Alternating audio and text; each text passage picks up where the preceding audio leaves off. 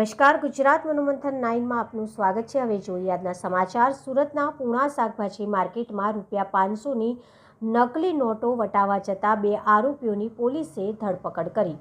સુરતના પૂણા શાકભાજી માર્કેટમાં ₹500ની નકલી નોટો વટાવા જતા 2 આરોપીઓની પોલીસે ધરપકડ કરી છે। પોલીસે કુલ ₹9,000ની ડુપ્લિકેટ નોટો જપ્ત કરી છે અને પશ્ચિમ બંગાળના શખ્સને પોલીસે વોન્ટેડ જાહેર કર્યા છે। હાલમાં એસઓજી દ્વારા વિજય નરસિંહભાઈ ચૌહાણ અને સુરેશ ઉર્ફે ગુરુજી ઉર્ફે ચકોર માવજીભાઈ લાઠીદડિયાની ધરપકડ કરી છે અને તપાસ શરૂ કરવામાં આવી છે। પોલીસને ત્રીજા આરોપી તાહિર ઉર્ફે કાલી ઉર્ફે કાલિયા ઉર્ફે કાલ્યો રૈચુદ્દીન શેખની શોધ છે, જે હજુ પણ ફરાર છે, જે સુખપરા ગામ, જોયનપુર ગ્રામ્ય પંચાયત થાણા, વૈષ્ણવનગર, કાલિયા ચોક, જિલ્લો નાલંદા, પશ્ચિમ બંગાળમાં રહે છે।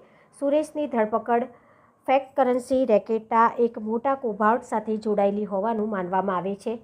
એનઆઈએ દ્વારા તેની ઉપર 3 કેસ દાખલ કરાયા છે, છતાં તે હાઈ ક્વોલિટી નકલી ચલણનો ગોરખધંધો ચાલુ રાખતો હોય। આરોપીઓએ નકલી નોટો છાપી ભારતીય બજારમાં ચલાવવા માટે ખાસ ગેંગ બનાવી હતી।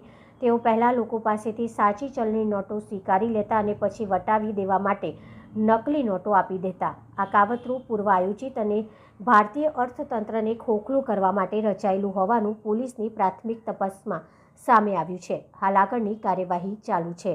હેડ ઓફિસ, ગુજરાત મનોમંથન 9।